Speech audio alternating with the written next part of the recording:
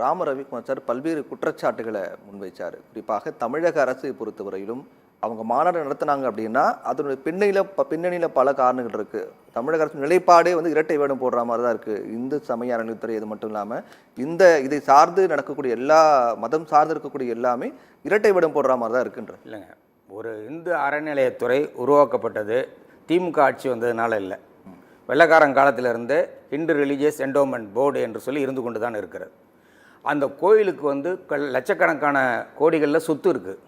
அந்த சொத்தை வந்து தனியார்ட்ட விட முடியாது, அரசாங்கம் தான் பராமரிக்கணும். அப்போ பராமரிக்கிற அரசாங்கம் அந்தந்த கோயிலுக்கு அந்த விழா நடத்துகிறாங்க. இன்னும் சொல்ல போனால் பல 100 கோயில்கள் வந்து இடிஞ்சு பாழாகி இருக்குது.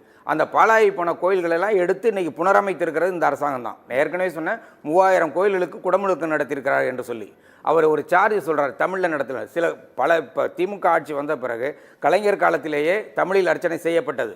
அதை எதிர்க்கிறவங்க யாருன்னு நமக்கு எல்லாத்துக்கும் தெரியும். தமிழில் அர்ச்சனை செய்யக்கூடாது, தமிழ் கடவுள் முருகனுக்கு தமிழில் அர்ச்சனை செய்யக்கூடாதுன்னு எதிர்க்கிறவர்கள் யார்?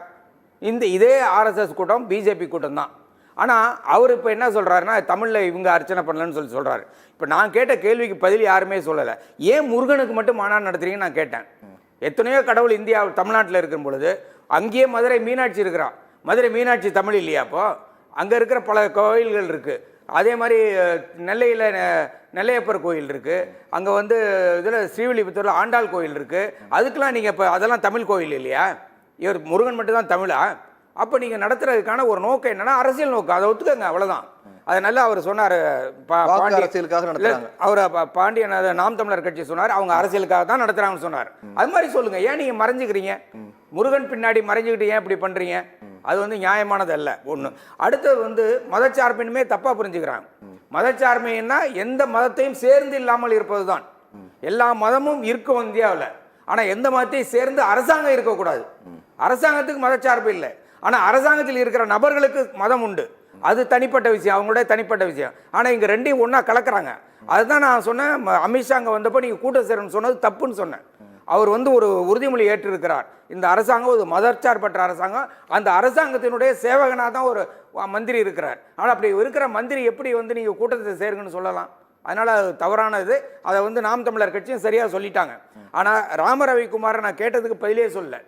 ஏன் முருகனுக்கு இப்போ விழா நடத்துறீங்க? முருகன் இன்னைக்கு வந்த கடவுளா? கிமு 2000 இருக்கிற கடவுளுங்க. தொல்காப்பியத்தில் சொல்லப்பட்டிருக்கிறது. 2020 வேல் யாத்திரை நடத்தினாங்க. ஆமா, எதுக்கு முன்னாடி? அரசு தேர்தலுக்கு முன்னாடி நடத்துனீங்க. இப்ப தேர்தல் வரப்போகுது, தேர்தலுக்கு முன்னாடி நடத்துறீங்க. அதான் நான் சொன்னேன், அதிமுகவோட கூட்டணி வைத்தும் உங்களுக்கு சந்தேகம் வந்துருச்சு. பழனிசாமியோட கூட்டணி சேர்ந்தா பத்தாது, பழனி முருகனோட கூட்டணி சேர வேண்டும் என்று சேர்ந்திருக்கிறீர்கள். இதுதான் உண்மை. இதை ஒத்துக்குங்க, வேற ஒன்றும் இல்லை. நாங்கள் கேட்கறது என்னன்னா, அவர் நாம் தமிழர் கட்சிக்காரர் கேட்ட மாதிரி நான் ஒரே ஒரு கோரிக்கை தாங்க. இந்த முருகன் மாநாட்டில் தமிழில் அர்ச்சனை செய்யப்படும் என்று ஒரு தீர்மானம் போடுவீங்களா? எல்லா கோயிலும் அனைத்து ஜாதியினரும் அர்ச்சகர் ஆகலாம் என்று உங்களால் தீர்மானம் போட முடியுமா?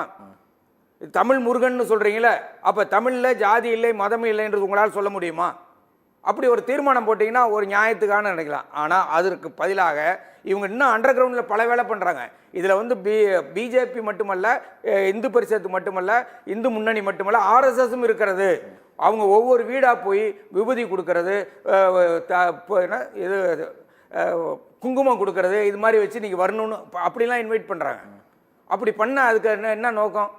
அப்போ ஒரு மதம் ஆச்சரியங்களுக்கு உட்பட்டு தான் இந்த அரசியல் நடக்கிறது. அதனால் இந்த அரசாங்கம் வந்ததிலிருந்து இது நடந்து கொண்டிருக்கிறது. இப்பொழுது மத்தியில் ஆட்சியில் இருக்கிறார்கள் என்ற ஒரே காரணத்துக்காக தமிழ்நாட்டை கூறு போடுவதற்கு, முருகன் பெயரால் கூறு போடுவதற்கு முயற்சி செய்கிறார்கள். நாங்கள் வேண்டுவதெல்லாம் விரும்புவதெல்லாம் கோர்ட்டு சொல்வதெல்லாம் எந்த கலகமும் இல்லாமல் எந்த பிரச்சனையும் இல்லாமல் அமைதியாக ஒரு மாநாட்டை நடத்துங்கள் என்பதுதான். இதுக்கு மேலே நமக்கு சொல்றதுக்கே ஒன்றுமே இல்லை.